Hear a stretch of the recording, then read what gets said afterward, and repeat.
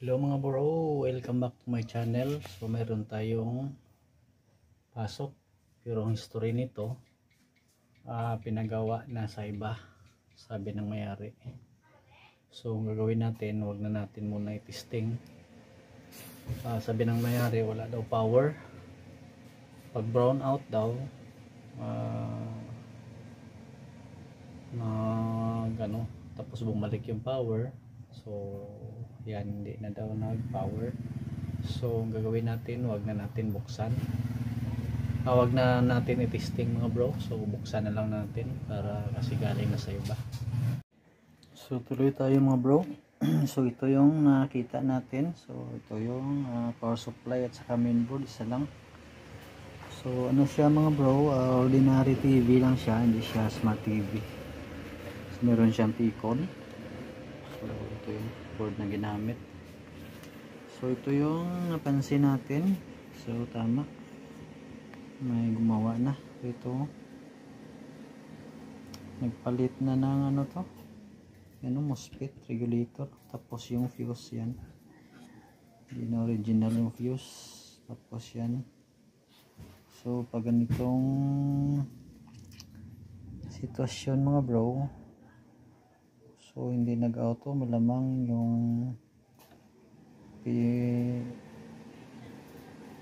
itong oscillator, so hindi na gano to, wala na, hindi na trabaho to.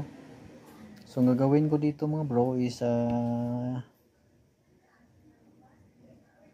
wala tayong pyesa na ganito. Gawin ko dito mga bro, i-analyze ko na lang, tapos kung pwede natin convert sa 4 wires, so yun na lang ang solusyon natin. So i-try natin kung pwede siya. So balik na lang tayo pag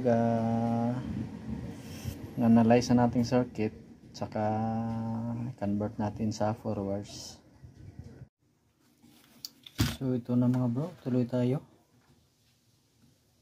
So nag double check tayo dito, walang problema, pero ito yung napansin natin, yung filter ng ating PWM, itong filter ng oscillator, yun o, check natin. So yun ang nakita natin salarin ito. So makita natin sa tester, yung deflect ng tester is shorted, yan o, kita pa. So check natin. So yun yung deflect ng tester. Dito tayo sa filter, yan o. So kung short natin, so ganon din ang palo nya, yan, reverse. So shorted, so sigurado shorted itong PWM IC, yung oscillator IC. So try nating ano to, cut na lang natin para ano natin yung circuit.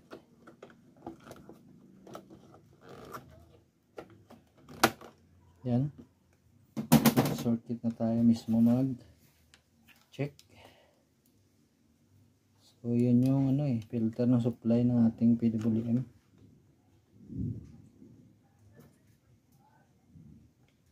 Yan o, palo, reverse.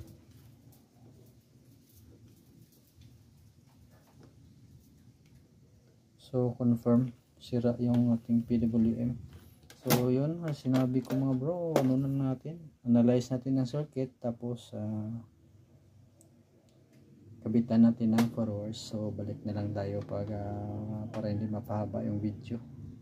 Analyze muna natin yung circuit nito. So tuloy tayo mga bro. So based sa ating pag-analyze mga bro,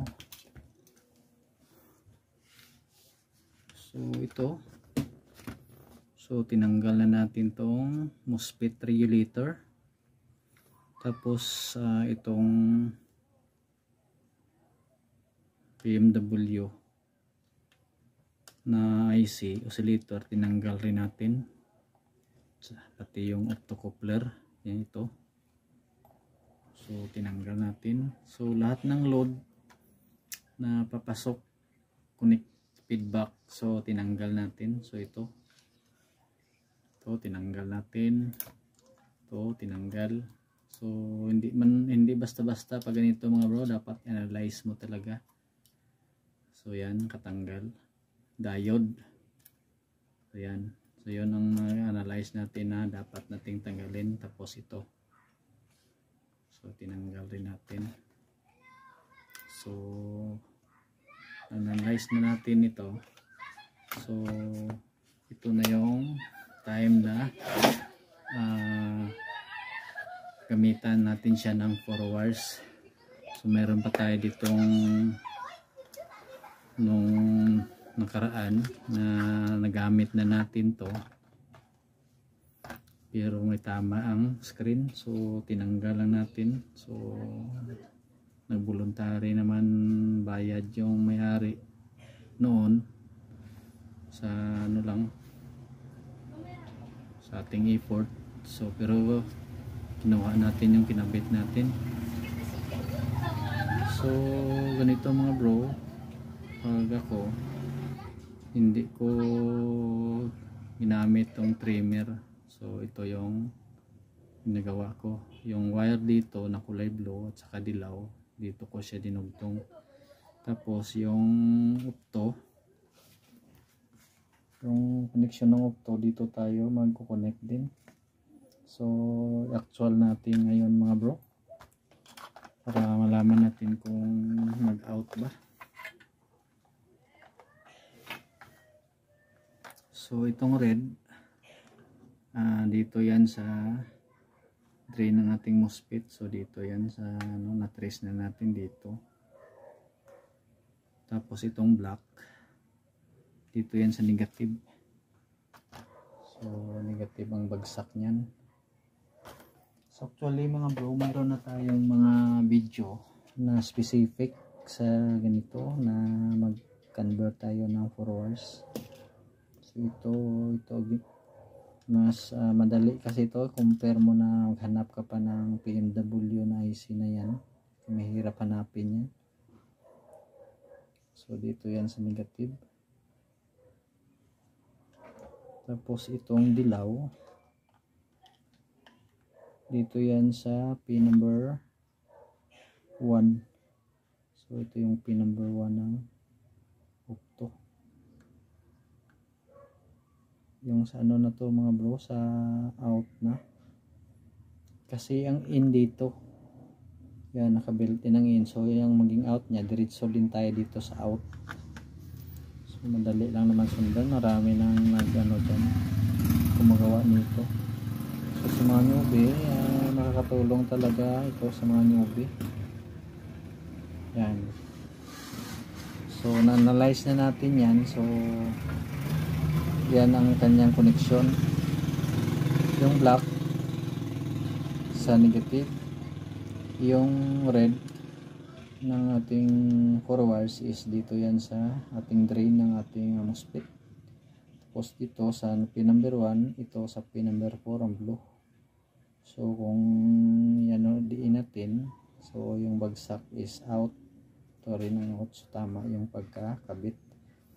So temporary muna natin dito. Tapos mag-check tayo ng supply kung may masukat ba tayong 12 volts. Ang gamitan natin ng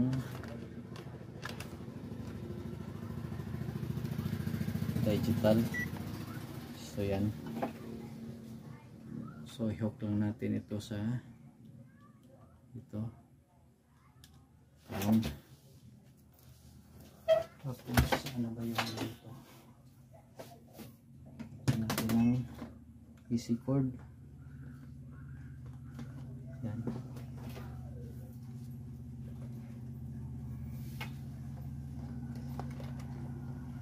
So yan. Temporary lang muna mga bro. So dito dapat meron tayong masukat na 12 volts. So plug in natin.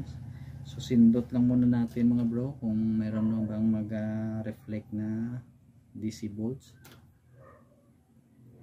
So yan, mayroon na mga bro 12. So plug in. So merong 12.7 dito. So meron, so dito tayo sa supply ng backlight. So merong 127.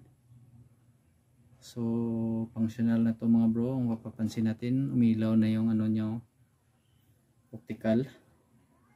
So ang gagawin natin dito mga bro, ano natin sa i-actual natin dito sa circuit. So lipat lang natin yung ating camera para ma-actual natin kung mayroon bang display tong screen to. Yan.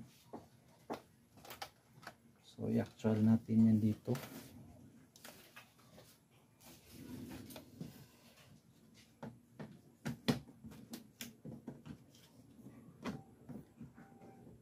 Yan, i-actual muna natin bago natin i-final kung saan natin ito ilagay, kasi hanapan pa natin ang space ito. So maglagay lang tayo ng kahit dalawang screw.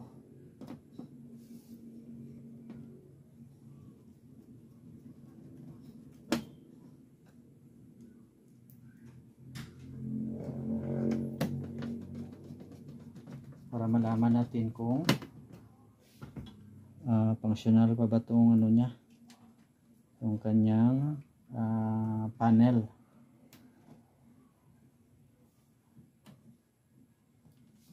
Yan, i-zoom natin konti. Yan.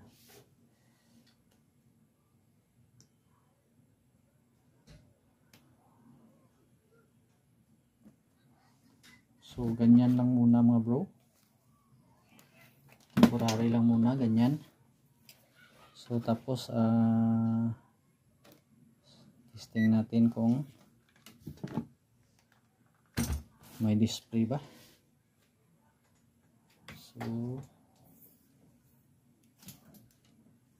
So ganyan lang siya muna. So plug in natin mga bro, tapos dito tayo, abang tayo ng 12 volts. So mayroong 12 volts.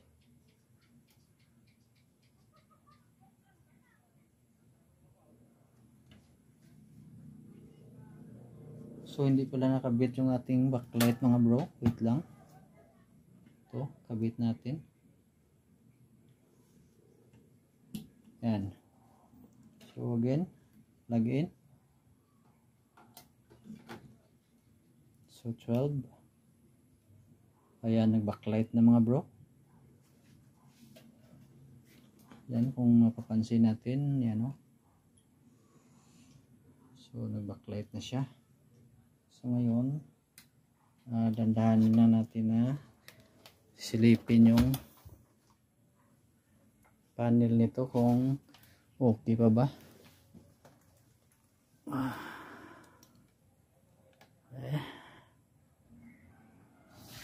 So yan mga bro, may display na siya. So ang gagawin natin dito mga bro, maghanap tayo ng heatsink. So bunutin muna natin. Yan. So ito, hanapan natin ng heatsink para may kabit natin itong regulator nya. So hanap tayo ng espasyo. So pause lang natin mga bro. Tapos ipapakita na lang natin kung anong idea ang magawa natin dito. Tapos kung ano tayo ng mga wire extension para depende sa connection. So balik tayo mga bro. Balik na lang tayo. So tuloy tayo mga bro. So ito na yung naisip nating paraan. Kasi ano siya, compress yung Samsung, compress ito. So ito, so naglagay tayo ng heatsink. So dyan natin sinama sa bolt. Tapos mayroon siyang sariling bolt, so dyan natin. So tamang tama, hindi yan lalagpas sa cover. So tamang tama rin. So dito na area, mayroong breather yan sa cover, sa cover niya. Mayroong open yan na area, breather. So ito na mga bro, so yan na. So testing natin, plug in, so nag power, so yan, nag backlight. So silipin natin yung screen. So yan mga bro, so ang gagawin natin, sarado na lang natin